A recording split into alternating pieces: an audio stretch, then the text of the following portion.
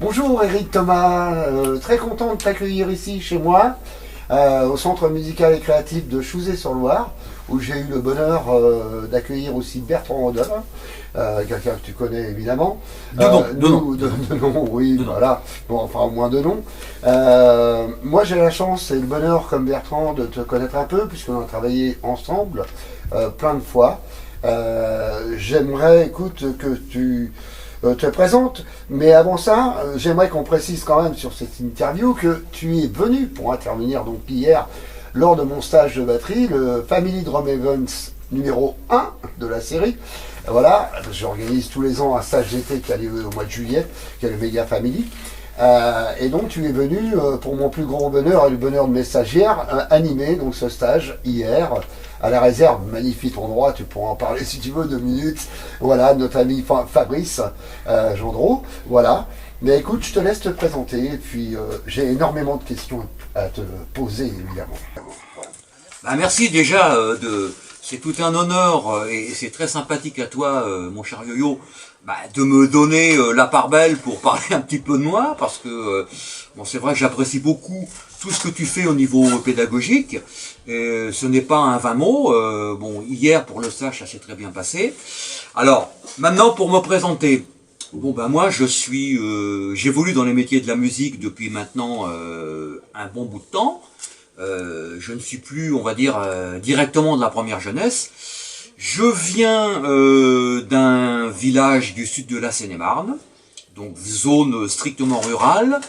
Je suis né l'année 1962, c'était l'année indépendante de l'Algérie.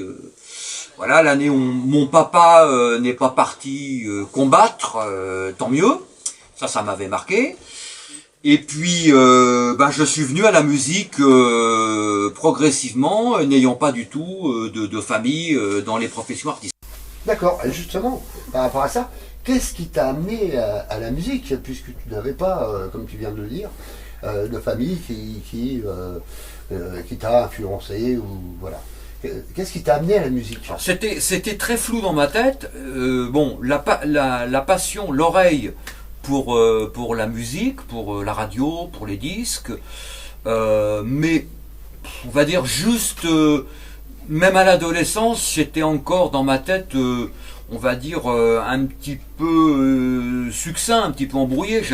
J'envisageais pas de devenir musicien professionnel jusqu'au moment donné où j'ai eu la révélation de la batterie au lycée. Mais avant, ça m'intéressait beaucoup, la musique m'intéressait beaucoup. Tu écoutais sûrement beaucoup de musique, Oui. Ouais. J'écoutais beaucoup de musique parce que c'était les années étaient propices à ça. On était en plein dans les années 70 et il y avait énormément de bonne musique à la radio. On pouvait passer à la radio des Bee Gees, à Pink Floyd, à Peter Frampton, à Steve Miller, à Emerson Lake et Palmer. Donc mon oreille s'est façonnée par l'écoute de disques, on va dire. Super. Alors, si je me trompe pas, il me semble que tu as fait une grande école, le Pitt, à Los Angeles, bien réputée dans le monde entier. Et là, je suppose que tu as dû faire des rencontres magiques avec des musiciens exceptionnels. Alors, déjà, je tiens à rajouter, j'étais absolument pas le seul et l'unique à avoir fait cette école, parce que c'était les années 80. Donc beaucoup de gens, et je le dis souvent et je le redis, tu vois, quand il y a des interviews, beaucoup de gens de ma génération sont allés là-bas ou avaient le rêve d'aller étudier aux États-Unis pour absorber une culture, à la fois une culture au sens général, et puis donc la culture artistique et musicale qu'on ne pouvait pas avoir en Europe et de surcroît en France. Mais si je peux quand même préciser, avant d'aller à Los Angeles, donc je suis allé de 1986 à 87, donc j'ai passé une année là-bas au Percussion Institute of Technology. Avec l'accent. Voilà, avec l'accent, avec l'accent. Bon, avant ça, j'avais, si tu veux, j'avais déjà un parcours musical qui était un petit peu étoffé, et j'étais en voie de professionnalisation, comme on dit. Tu as commencé par le band d'ailleurs, il me semble. Tout à fait, tout à fait. Alors, ça c'était avant de partir au pit ou c'était bien avant, bien ouais, avant. Bien C'est-à-dire que j'ai commencé, moi si tu comme beaucoup de jeunes de ma génération, la fin des années 70, groupe, j'étais au lycée agricole du Chénois, là j'ai découvert la batterie et je me suis rendu compte que finalement je ne serais jamais ingénieur agronome parce que les études étaient trop poussées puis j'étais pas vraiment un studieux. La passion de la musique, le fait de voir un peu des aînés qui jouaient du rock, qui jouaient tout ce qui se passait à l'époque. Bon ben quelque part la batterie m'est venue naturellement, on va dire, parce que j'ai essayé. Bon avec mon frère, on s'amusait déjà à taper sur des barils de lessive, avec des crayons, sur des boîtes à cigares pour faire des caisses claires. On regardait beaucoup la télé aussi, on essayait de comprendre comment c'était un orchestre. Donc directement, pour moi, je ressentais tellement ça que ça a été très facile, très facile, on va dire, à mon niveau, de rentrer dans un groupe, de jouer du blues, et puis tout de suite après, comme c'était l'époque des balles de village, ma grand-mère s'occupait du club des anciens du foyer rural de mon village, donc directement avec un copain clavier accordéoniste, enfin qui jouait un peu comme un accordéoniste, mais on reprenait tous les chansons de l'époque, jusqu'à la tradition du musette, Miss Tinguette, Maurice Chevalier, les Gibson Brothers, Bonhem, on faisait beaucoup d'animations de village, ça marchait énormément, et bon, aussi par goût, j'ai tout de suite appris à jouer tous les styles. C'est-à-dire le boléro, le passo, la musique disco, Johnny Hallyday, le rock. Pour moi, tout ça, c'était, comment je pourrais dire, c'était assez flou.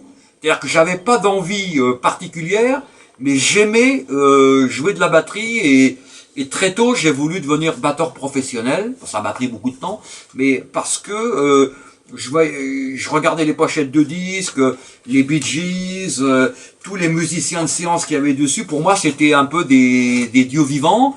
Et donc, je me suis tout de suite branché, voir des orchestres professionnels, tout ça. Enfin, à un moment donné, c'est devenu vraiment plus qu'une passion. Tu vois. Alors, d'après ce que je comprends, tu as commencé en fait comme batteur, mais on te connaît évidemment. Eric Thomas est bien connu aussi sur son côté percussionniste. Alors, est-ce que c'est par le biais du pit que ça t'a donné l'envie de toucher aux percussions, congas, etc. Ça t'est venu après cette... Alors, l'année de professionnalisation totale au Percussion Institute of Technology, où là j'ai eu l'occasion donc de rencontrer les grands noms du métier de l'époque, les Porcaro, le Vinny Colaiuta, Alex Acuna, Malando Gassama, Efren Toro, Chuck Silverman. Je pense que ces noms-là vont plus parler à des gens de ma génération, mais il y a peut-être aussi des jeunes qui ont encore quelques notions à ce niveau-là. Et donc, j'avais la percussion, bon, je sais que j'avais envie de pousser là-dedans, parce que ça représentait aussi une partie de ma culture, peut-être très lointainement de par mes origines de ma mère, espagnole, donc la musique latine, hein, puis je me suis toujours beaucoup intéressé aux musiques du monde, mes parents écoutaient énormément de musique du monde, musique péruvienne, musique afro-cubaine, flamenco, etc. Mais c'est vraiment à l'armée que ça s'est fait. C'est une année avant, parce qu'à l'armée, bon, je voulais vraiment me professionnaliser. Donc j'ai fait une année dans le tambour militaire à défiler. C'était le deuxième régiment de hussards de Sourdin en Seine-et-Marne. Bon, je rentrais chez moi tous les soirs. J'étais quelque part assez planqué, on va dire, et donc ça a permis de monter aussi des groupes. Et nous avions des collègues, dont un pote qui lui jouait des congas et était complètement branché dans Rebareto, Tania Maria, tout ça. Donc il m'a initié. Et puis après, quand je suis parti au PIT, au PIT comme tu dis, Oui. après ça a décollé parce que j'ai pris les bonnes informations auprès des grands musiciens de l'époque. Bien sûr, je comprends. Quelle chance, ça c'est bien. C'était l'opportunité aussi, c'est Sûrement. l'époque, hein, tu vois, Voilà. qui voulait ça, tu vois. Comme tu le sais, je suis un grand collectionneur de méthodes. Moi, je suis féru de tout ça. Je suis toujours à l'attente d'une nouvelle méthode, voilà, de batteur ou de percussionniste. Justement, à ce niveau-là, j'aimerais bien que tu me parles un petit peu de tes méthodes. Donc, on a d'ailleurs là, voilà, une de tes premières méthodes, je crois. Ça, c'est sorti aux éditions Maurice Songeon en 1990. Ouais. Bon, ça m'a donné quand même 2 voire 3 années de boulot avant. Hein. Afro-American Rhythms. Et puis après, pour fêter les 10 années d'existence, quand j'étais installé à Montpellier, j'ai ressorti une édition.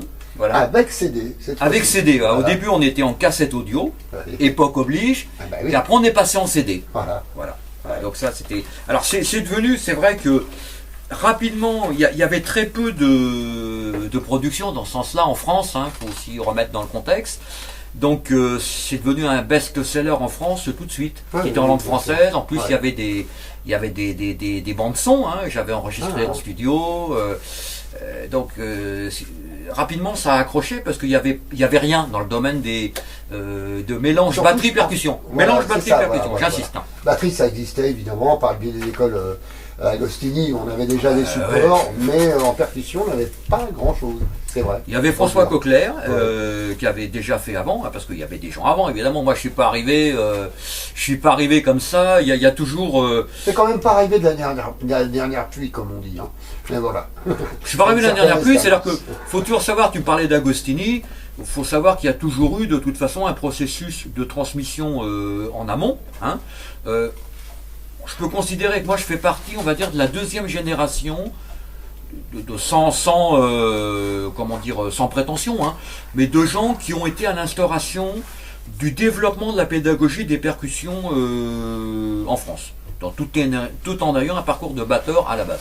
Bien sûr, super. J'aimerais te parler aussi, c'est lié complètement à la pédagogie.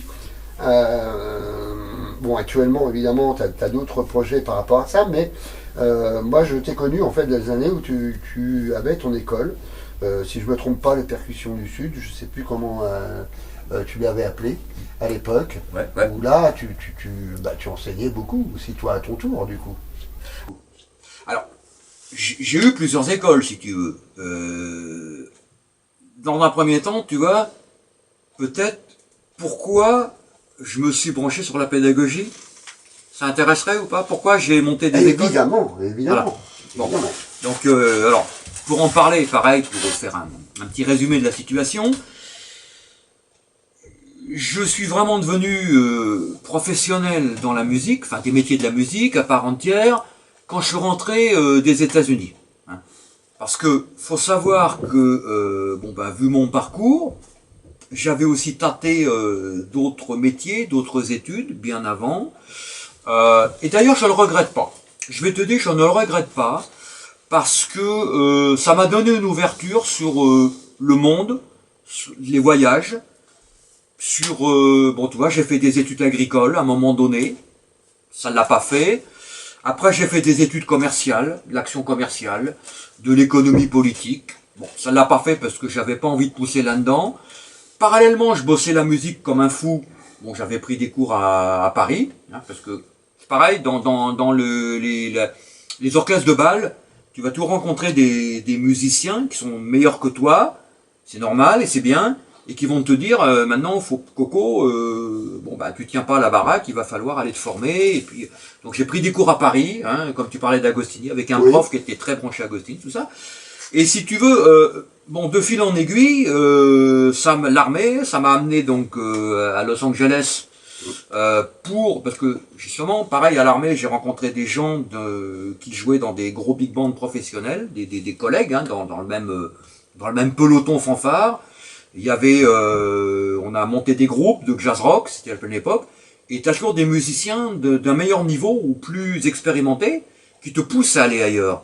Et moi, par rapport à ce que j'étais capable de donner sur l'instrument, qui était surtout la batterie à la base, on m'a dit, bah tiens, ça serait bien que tu ailles plutôt à Los Angeles qu'à Berkeley, parce que ça te convient mieux. Parce qu'il y avait aussi la percussion latine, Efrain Toro, Alex Acuna qui était là-bas. La musique californienne, c'était plus à l'époque dans mes affinités, tu vois.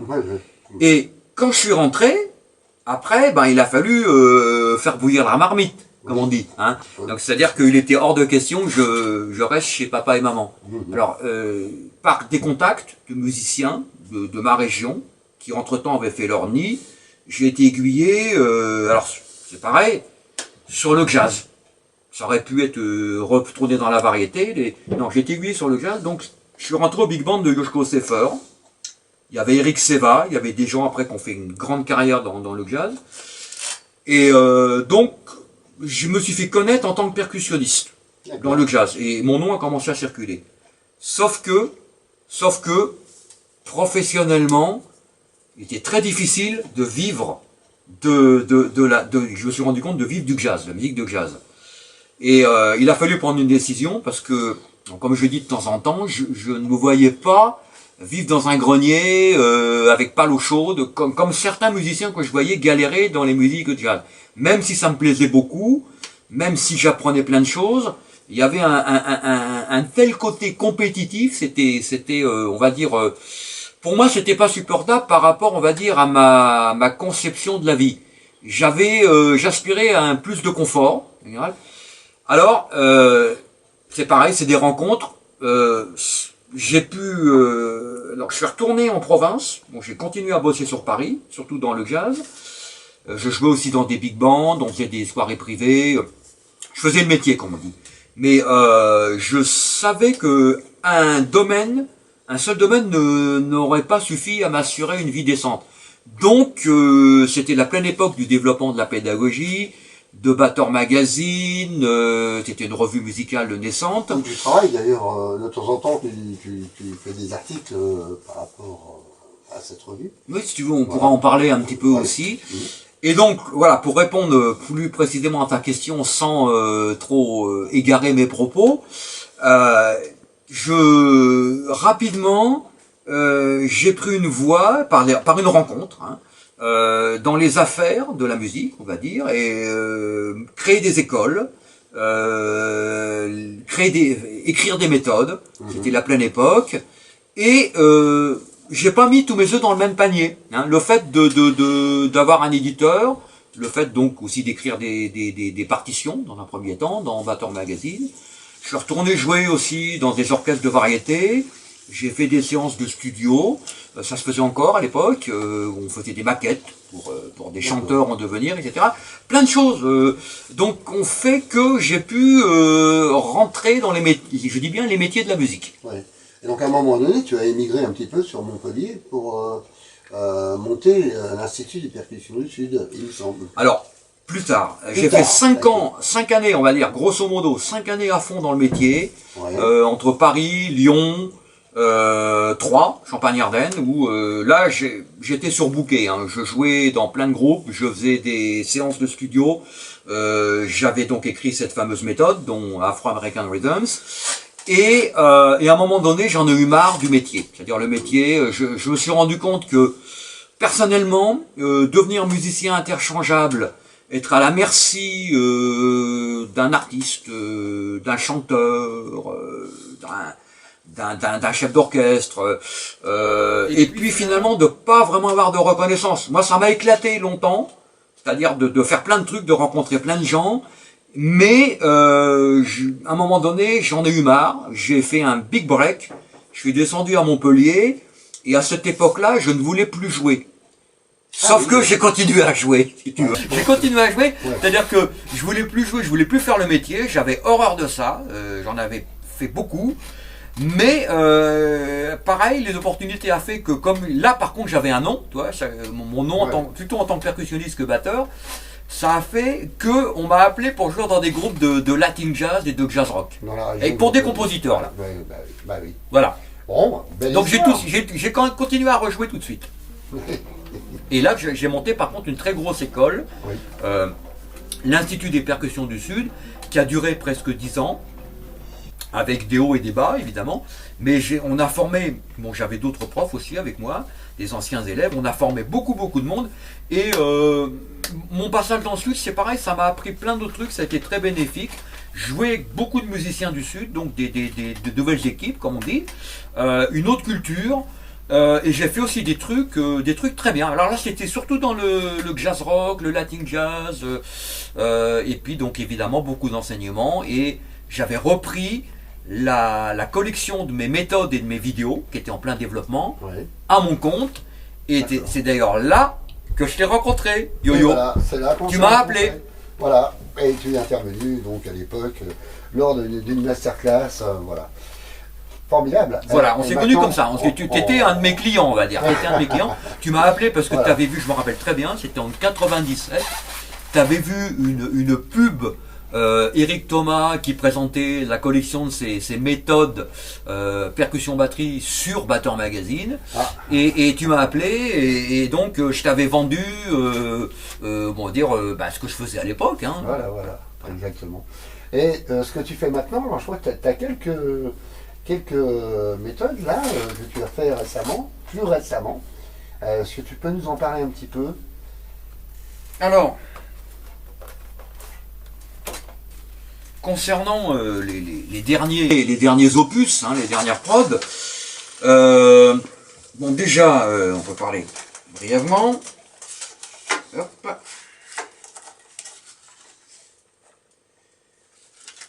Alors, c'est vrai que pour ce qui me concerne, j'ai découvert aussi la passion de la pédagogie, donc la passion de transmettre aux jeunes de 7 à 77 ans, mais quelque part, je me considère aussi comme un musicien qui a toujours joué, dans plein de styles différents. Alors, si je peux faire aussi un aparté, tu parlais de Bertrand Renaudin. Bertrand Renaudin, oui, bien sûr. Je connais le nom, et donc j'ai regardé avec attention la superbe vidéo que tu as fait sur lui, où il y a le parcours de ce grand artiste français qui est relaté. Si tu veux, par contre, la différence, c'est intéressant, parce que la différence de Bertrand, que j'admire beaucoup pour la qualité de son jeu, puis les convictions artistiques qu'il a mis, je n'ai jamais... je suis pas compositeur. Hein. Moi, je suis musicien-interprète. Alors, on pourra peut-être en parler tout à l'heure, j'ai eu diverses casquettes, producteur artistique, producteur, directeur artistique, musicien de séance, enfin bref, tu vois, régisseur des fois, donc dans les métiers de la musique, mais je ne suis pas compositeur. C'est-à-dire que j'adore travailler avec des compositeurs, j'adore apporter leurs pattes, mon savoir-faire, pourquoi je suis appelé. Je préfère faire ça, si tu veux, que jouer dans des groupes de reprises, par exemple. Je préfère travailler avec des compositeurs. Mais je ne suis pas... Tu vois, ce qui est intéressant, c'est que Bertrand Renaudin, lui, il a des convictions très fortes, artistiques. Moi, j'ai pas vraiment, je le dois dire, j'ai pas vraiment de convictions fortes. C'est-à-dire que je me suis éclaté à jouer de la musique techno, de la house, de la disco, j'ai joué en Allemagne du folk, de la musique celtique. À la masterclass, j'ai présenté les musiques des Balkans, tu vois, les mesures impaires. Moi, si tu, j'ai répondu aux opportunités, et à chaque fois qu'on m'a fait appel, ou que j'ai rencontré des gens, ça m'a quelque part apporté des choses nouvelles, me mettre au service, tu vois, tout en ayant quand même mes structures qui m'assuraient un moyen de vie, donc les structures pédagogiques. Alors, par rapport aux productions, ça a toujours été en relation avec ce que je faisais, tu vois. Alors, je suis un enseignant qui joue. J'ai toujours joué, même si je voulais plus jouer. On m'a quand même fait appel pour que je joue. Alors, tu vois, finalement, j'étais fait pour jouer. Finalement, un petit peu. Hein. Bah, je pense qu'un musicien est fait pour jouer quand même quelque part. Je pense que oui, ça nous titille, ça nous titille.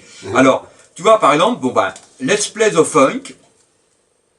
Donc ça correspond à une époque où Je jouais dans des contextes funky électro, tu vois. Et donc j'ai enregistré des beats à la batterie sur ma vieille Ludwig Vistelite, qui était ma première batterie professionnelle, que j'avais remise au goût du jour dans les années 2000, tu vois, pour justement, parce que je me suis aussi aperçu que, alors c'est pareil, je l'ai pas décidé, c'était comme ça. Il y a des musiciens qui aimaient ma façon de faire tourner des trucs, mais très répétitifs, tu vois. Très groove. Genre boîte à rythme. Presque, presque, tu vois. Le fait d'enregistrer des séquences, de faire des boîtes à rythme humaines, Ouais. un jour, il y a des pianistes, plusieurs, un pote, qui m'ont dit, mais c'est intéressant parce que tu fais tourner des trucs et ça donne envie de danser, et on peut s'en servir pour rajouter des nappes dessus. Donc j'ai fait plusieurs opus. Alors il y a Let's Play the Funk, avec un recueil de partitions dans ma carrière.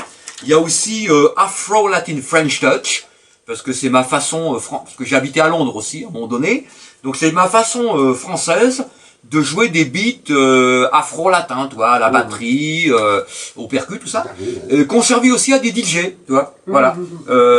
Bon, mais j'ai fait plein d'autres trucs, hein. J'ai fait du jazz, je joue du jazz contemporain, enfin bref, voilà. Oui, super, super. En parlant de ça, on en a parlé brièvement tout à l'heure, mais donc tu as travaillé assez longtemps avec Batteur Magazine et tu travailles encore, donc je suppose par période, c'est un peu plus intensif que d'autres. Voilà, là tu as dû faire aussi quelques rencontres lors de des interviews du coup avec Batteur Magazine donc. Ouais, tu as dû rencontrer des personnages importants de la batterie. Est-ce qu'il y en a quelques-uns qui t'ont marqué par le fait peut-être que tu aurais rêvé de les rencontrer et l'opportunité de faire une interview de ces gens-là t'a donné l'occasion de les rencontrer? Est-ce qu'il y a des choses qui t'ont marqué par rapport à ça? Alors, si tu veux, oui et non, je vais te dire. Parce que dans ma vie, à un moment donné, et on se pose pas la question, quand j'étais justement là à Los Angeles, ce qui a été déterminant, c'était pas le fait, bon, j'ai appris plein de trucs, j'ai appris l'articulation de la musique américaine, je me suis rendu compte que les Américains, la différence des Français, pour moi, attention c'est personnel, hein, je ne veux pas choquer quiconque, mais pour moi, quand je suis allé aux États-Unis, et je fais un aparté avec l'Angleterre parce que j'ai vécu à Londres et c'est différent. Hein. L'Angleterre c'est la pop, c'est le rock, mais aux États-Unis c'est le jazz, c'est le funk, c'est le blues. En France, j'ai souvent constaté que on avait une façon étriquée de faire sonner un instrument, tu vois, c'est-à-dire assez tendu, alors que les États-Unis, c'est l'ampleur, tu vois, c'est le son, le geste, et ça m'a énormément apporté. Le fait de voir des gens... Alors, par rapport aux rencontres, tu vois, j'ai pu rencontrer à l'époque, on rencontrait facilement des gens comme Coleuta, il y en a plein tous, de toute façon, Chad Wackerman, Quinze Echerol, Alex Acuna, tout... Plein de gens, si tu veux. J'ai rencontré, bon, j'avais 24 ans, 23-24 ans, mais j'ai rencontré ces gens-là sans problème. Et je veux te dire, t'es tellement plongé dans cet univers-là, au contact très facile de toutes ces grandes stars de la batterie, des percus, de la musique en général, que je me suis pas posé la question. Et quand je suis retourné à Paris, j'ai trouvé ça finalement très snob, le milieu parisien, très élitiste, donc c'était plus difficile, tu vois. Alors après, évidemment, bon, peut-être qu'on pourra aborder pourquoi j'ai bossé dans Batteur Magazine, peut-être ça peut t'intéresser aussi. Oui, bien sûr. Mais si tu veux, après j'ai fait des interviews, évidemment pour des gens très connus. Alors, mais j'avais déjà assez jeune, si tu veux, rencontré des gens très importants, et je m'étais fait une raison, savoir jusqu'où je pouvais aller, jusqu'où je voulais aller, sans avoir le côté idolâtrie, tu vois. Moi personnellement, j'en ai jamais, enfin, ça m'a jamais, comment te dire. Le côté projection idolâtrie, ça m'a toujours gonflé, tu vois. J'ai jamais été là-dedans. Moi, j'ai toujours essayé de faire mon truc, tu vois, par rapport à mon niveau, tout en sachant qu'il y a des musiciens que j'admire, tu vois. Par contre, au niveau de la transmission de la parole de gens qui m'ont appris des trucs. Il y a Simon Phillips, que j'ai découvert pendant une tournée qui faisait entre la France et la Suisse, c'était en 2013, fin 2013. Donc là, Batteur Magazine m'avait mandaté pour couvrir sa tournée. Donc là, au contact d'un très grand musicien. Que tu n'avais jamais rencontré avant. J'avais jamais rencontré avant. Et là, si tu veux, j'ai appris plein de trucs. J'ai appris, si tu veux, la façon d'aborder la musique encore plus spontanément que je pouvais le faire. Parce que j'ai vu comment le gars fonctionnait. Et aussi, alors ça n'a rien à voir, mais et Dieu sait si je lisais attentivement ses interviews. Et Dieu sait si j'avais un ami clavier des premiers temps, quand on faisait du bal, qui m'avait parlé de lui, c'est Daniel Humer. Alors, Daniel Humer, j'ai eu l'occasion de faire la rétrospective complète de sa carrière. Donc il y a eu 2 numéros de Batteur Magazine consacrés à ça, donc 20 pages sur la carrière de Daniel. Et là, si tu veux, je dois dire que j'ai trouvé ça très intéressant, que je trouve le personnage très très intéressant, au niveau de sa vision des choses. Je veux dire, je ne me situe pas, je ne suis pas un humérien au sens de la façon de jouer de Daniel Humer, mais au sens philosophique, il fonctionne beaucoup par métaphore, il fonctionne beaucoup, il a un côté un peu rentre-dedans, toi, presque un peu à la Gainsbourg des fois, mais il a un message à faire passer, et là j'avoue que je me suis régalé. Avec l'interview de Daniel, je me suis vraiment régalé. Ok, tu me disais à l'instant, enfin, tout à l'heure, tu me disais, j'aimerais bien savoir, et puis je pense que les gens qui nous écoutent aimeraient bien savoir comment tu es rentré justement dans ce magazine, Batteur Magazine, comment ça t'est arrivé? C'est par le biais d'une rencontre ou comment ça t'est arrivé? Bah, tu sais, mon yo-yo, je vais te dire, tout ça c'est une question de, on va dire, comme tout le monde pourra te dire, enfin beaucoup, c'est t'es là à un moment et ça se fait. Parce que peut-être ça devait se faire, hein, au niveau du destin. À l'époque, j'étais, donc comme je disais, dans le jazz, surtout sur Paris, et j'étais un client d'Oscar Music, client assidu, parce que comme toi, j'achetais des méthodes, et j'étais branché avec Olivier Cauvin, qui à l'époque était vendeur à Oscar, et travaillait pour Batteur Magazine, qui faisait des chroniques de disques. Et comme je commençais à enregistrer mes plans batterie percu, en vue de faire une méthode, je vais passer sur une cassette, et il a trouvé ça super. Et au moment où il était en train de parler, il m'a dit, oh, Eric, c'est vachement bien, j'avais enregistré ça sur un magnéto-cassette, hein. J'étais pas allé en studio, à l'époque, voilà, avant d'aller en studio, et au moment où il dit ça, il dit, ah mais tiens, il y a Alain Gozo qui allait aussi acheter des méthodes, tu vois, et il dit, tiens, Alain, faut que je te présente Eric Thomas, c'est un jeune, il revient de Los Angeles, il a plein de trucs intéressants, il fait un mélange de batterie, de percu, tout ça. Et Alain Gozo m'a dit enchanté. Alors moi je connaissais Alain parce qu'il faisait des démonstrations pour Tama quand j'étais plus jeune, tu vois. C'était Atoll aussi. Atoll, voilà. Alors moi je le connaissais surtout après Atoll, tu vois. Ouais. J'ai connu Alain quand il était en 81, Salon de la musique, il jouait avec Pierre Fanen. Hein, et il faisait, parce que le bassiste, tu veux, avec qui je jouais en orchestre de bal, il connaissait Pierre Fanen, tout ça. Moi, j'avais jamais parlé à Alain Gozo, mais c'était un peu la référence française, tu vois. Puis surtout, à l'époque, il jouait un peu genre, tu vois, Billy Cobham et tout, des centres de tomes de folie et tout. Alors, ça me plaisait, tu vois.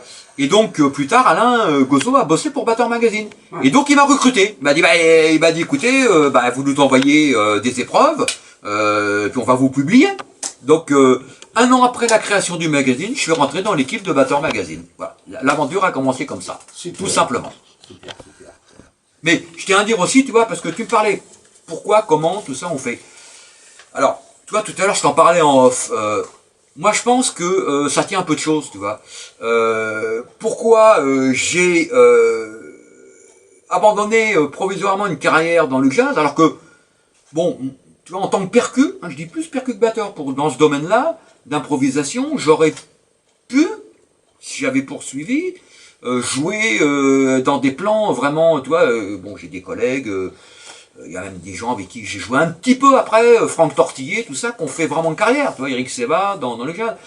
Et c'est parce que moi j'ai pris une autre voie, une décision, tu vois, à un moment donné, j'avais l'opportunité d'écrire des méthodes, on m'a fait appel dans des groupes de variétés en Bourgogne, je me suis orienté dans une autre filière, tu vois.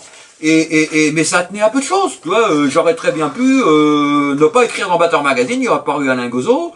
J'aurais très bien pu ma méthode, bon, parce que par le biais d'Alain Gozot, c'est toujours pareil. J'ai pu concours Tamapeste, j'ai été jury au concours Tamapeste, au studio des variétés. J'ai rencontré Maurice Songeon, qui était un peu un ponte à l'époque dans l'édition. Ça m'a mis dans des filières, tu vois. Mais j'aurais pas eu ça. Bah, peut-être que si tu veux, j'aurais continué à galérer un petit peu, un an, à essayer de faire le bœuf au Sunset, tout ça, et rentrer après dans des trucs encore plus importants, tu vois. Bien sûr. Voilà. Voilà. J'aimerais revenir un petit peu sur tes rencontres musicales, etc. Tu as parlé tout à l'heure, tu as dit que tu as vécu un moment à Londres, où là, je crois que tu as rencontré des gens. Et voilà, si tu peux m'en parler un petit peu. Alors ouais, c'est pareil, tu vois, Londres, alors c'est des périodes. Moi, j'ai fait une bonne période dans le sud de la France. Et à un moment donné, je me suis rendu compte, tu vois, j'aime bien un certain confort, mais pas le train-train. Et bon, quand on est musicien, on bouffe de la vache enragée, on sait très bien, il faut aussi, tu vois, accepter de dormir dans sa bagnole de temps en temps.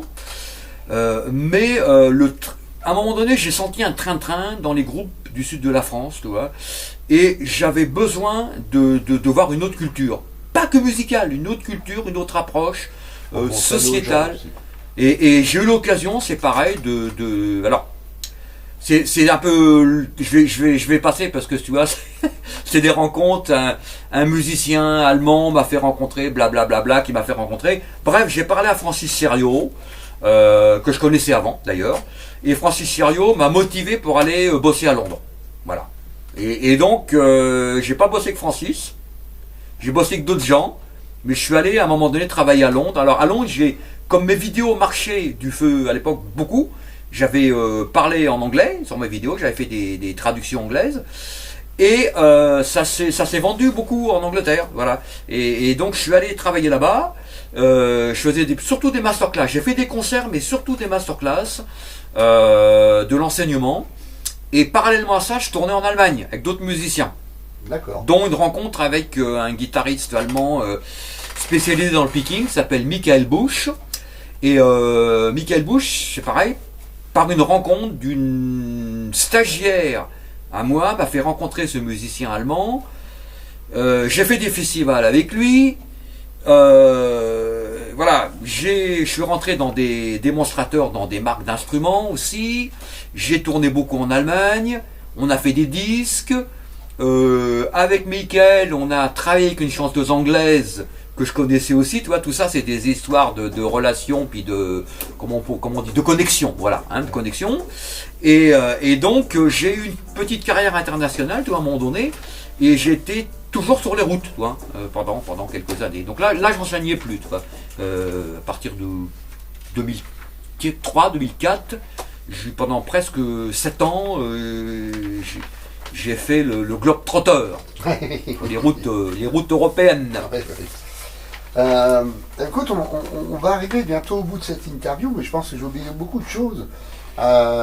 Sans te poser de questions, est-ce que tu aimerais rajouter quelque chose à l'ensemble de cette interview? Alors, oui, parce que si tu veux, avant la vidéo, parce qu'on se connaît depuis un bon bout de temps, et comme je disais, j'apprécie beaucoup ta grosse implication pédagogique de faire découvrir des gens, parce que c'est vrai que la roue tourne, et on en parlait tout à l'heure, il y a quand même il y a des nouvelles générations, tu vois, qui sont entre moi c'est plutôt les années 80, les années 90, et donc, comment on va dire place aux jeunes aussi, et c'est bien que tu aies cette démarche-là, parce que ça fait connaître un petit peu ce que des gens comme moi ont fait et continuent de faire à leur niveau, à des gens qui ne connaissent pas. Mais c'est normal, hein, voilà.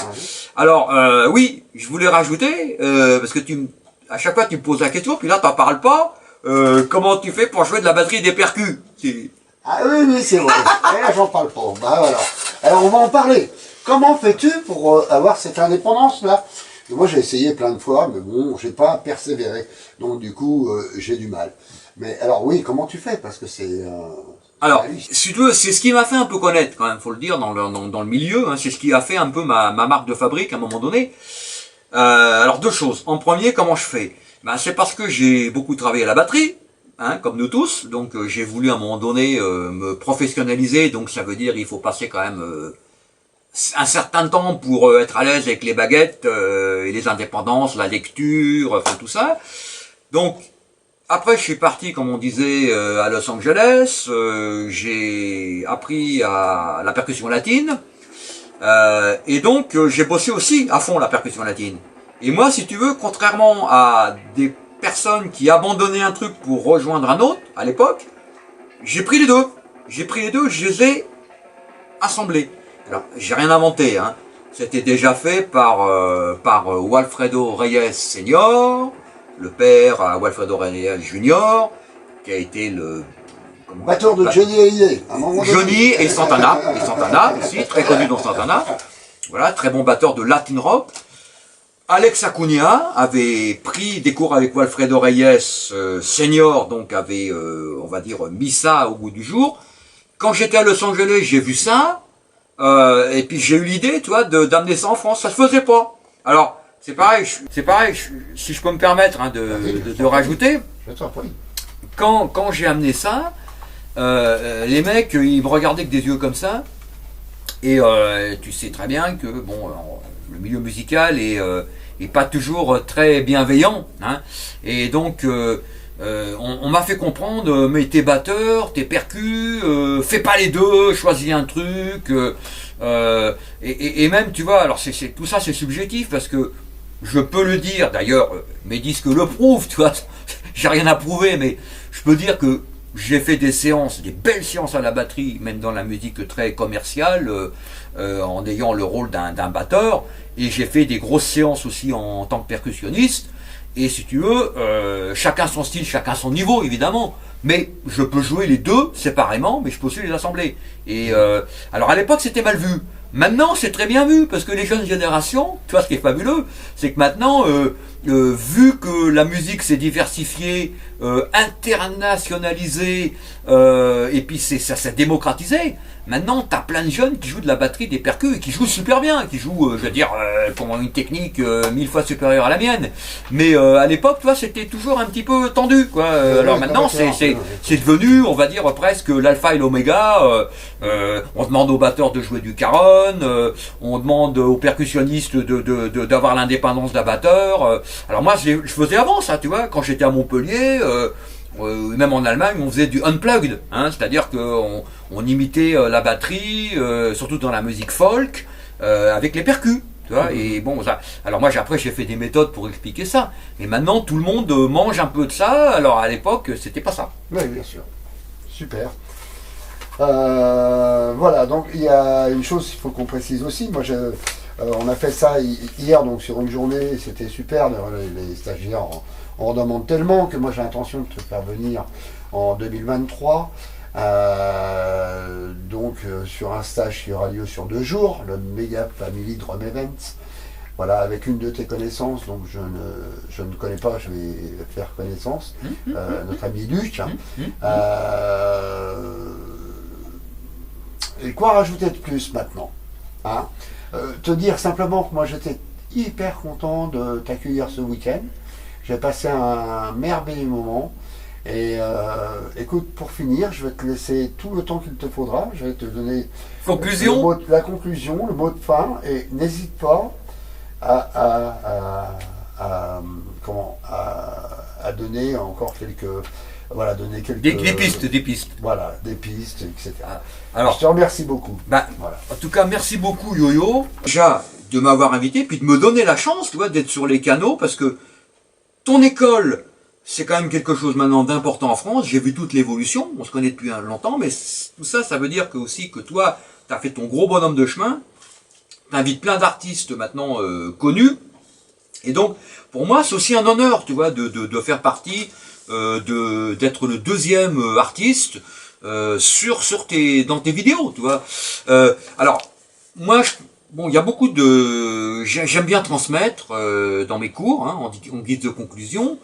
Alors, moi, je sais que à la différence peut-être de certains, je fais du compagnonnage avec mes élèves, un compagnonnage, pardon, comme les compagnons du Tour de France. Donc j'aime bien être au contact des gens. Puis à un moment donné, c'est plus vraiment des élèves, c'est des amis. Hein. Je les vois grandir, je les vois tout petits, puis après je les vois adolescents, puis à un moment donné, ils font leur envol. Et moi, c'est toujours un plaisir quand j'ai des élèves à moi qui réussissent à un niveau plus qu'intéressant. D'ailleurs, on n'a pas parlé de ton école actuelle. Belle. Alors, on va en parler un petit peu. Alors voilà, justement, donc on a fêté les 10 années de mon enseignement, parce que maintenant je suis localisé entre la Champagne et la Bourgogne. Donc on a fêté les 10 années en 2019 de l'enseignement que je fais en région Bourgogne. Hein. Avec une association que je patronne, on a sorti un album où ce sont les élèves qui jouent. Éric Thomas fait jouer ses élèves. Voilà. Donc ça a marqué un petit peu le coup. Peut-être qu'on en fera quand il y aura d'autres générations. C'est un peu un aboutissement de mon travail. Et ce que je fais, c'est que j'essaie toujours de mettre mes élèves à l'aise. Hein. Alors, chacun ses possibilités. Je sais que j'en ai découvert, ils avaient 5 ans tout juste. Maintenant, ils grandissent. Notamment, j'ai une petite fille, Louise, qui a des grosses aptitudes pour la percussion. Elle, je la pousse au maximum. Elle fait des concerts avec moi, des présentations d'instruments, tout ça. Mais tout ça, ça se fait toujours dans la spontanéité, dans la camaraderie, dans la bonne humeur. Alors ça, c'est toujours un grand plaisir. Pour moi, c'est mon premier plaisir. Et puis après, ce que j'essaie de transmettre, et c'est pareil, moi je te remercie beaucoup Yo-Yo, c'est de donner la parole à des gens comme moi. Et il est évident que moi, pareil, toi, ma vie musicale, elle est relativement comblée parce que j'ai fait beaucoup de choses que j'ai voulu, en fin de compte, tu vois. J'ai même une gratification, j'ai partagé des scènes avec de très grands artistes, j'ai joué avec de très grands batteurs, j'ai joué avec différents artistes, j'ai été sur des, tu vois, sur des scènes de salons de musique, j'ai joué pour des marques d'instruments, j'ai fait des trucs vraiment intéressants, venant, je répète, d'un milieu pas du tout de musiciens, pas du tout dans la filière, d'un petit village. Quelque part, pour moi, c'est aussi une gratification, tu vois. C'est un beau parcours. C'est un parcours qui, moi, tu vois, au-delà, tu vois, de fait de briller, c'est-à-dire, on est toujours content artistiquement quand on se réalise, quand les gens parlent. Faut pas oublier, on a tous un ego, si on fait ça, c'est parce qu'on veut aussi, quelque part, être vu, être entendu, tout ça, c'est normal. Il faut aussi savoir gérer son ego, pas en avoir trop, mais si on n'en a pas, on n'existe pas non plus. C'est ma philosophie. Si on ne sait pas s'imposer quand il faut, personne ne vous appelle parce qu'on est, comme disait ma maman, trop bon, trop con. Donc, faut aussi savoir s'imposer dans la vie, s'imposer en douceur, je dirais bien. Mais en même temps, pour moi, c'est plus important le parcours de vie que j'ai fait avec des gens, l'expérience de vie, les bons souvenirs, les rencontres, les discussions que j'ai eues, que finalement, oui, on a fait des scènes, on a fait des disques, tout ça, mais qu'est-ce qu'on va en retenir plus tard? Moi, personnellement, si j'arrive à 80 ans et plus, quand je commencerai à avoir vraiment de l'arthrose, j'entraînerai surtout que j'ai passé beaucoup de moments très intéressants, avec plein de personnalités, plein de caractères différents. Et ça serait ma conclusion. Et moi, je dis, faites de la musique, partagez avec les gens, allez jouer avec les gens, que ça soit du punk, que ça soit de la disco, que ça soit du rock, que ça soit du jazz. Moi, c'est ma philosophie. Hein. Vous prenez pas la tête, prenez votre bignou, allez jouer, une kermesse, une foire à la saucisse, un festival de jazz international, enfin, ouvrez des portes, allez-y, éclatez-vous, faites des trucs et faites-le sérieusement. Soyez organisés, faites-le sérieusement. Parce que si vous vous organisez pas, si vous gérez pas votre vie, personne ne le fera à votre place. Donc, soyez sérieux, mais soyez cool. Voilà, quelle belle conclusion. Une note d'optimisme. Faut être optimiste. Mais faut être optimiste. Dans ce monde de brut, quelquefois. Voilà. Faut être optimiste. En tout cas, mille merci Eric. Je suis très content que tu sois revenu me voir depuis toutes ces années qu'on passait, ça fait du bien de revoir les anciens amis qui sont restés toujours amis, mais voilà, la fidélité. quelquefois, on se perd un peu de vue. Non, mais la fidélité, voilà. C'est-à-dire que la musique, c'est des rencontres, c'est un partage, et c'est aussi la fidélité, c'est évoluer ensemble. Tout à fait. En tout cas, c'est ce qu'on va faire en 2023. Ça va être bien. Merci à toi. Merci Yo-Yo. Je t'en prie.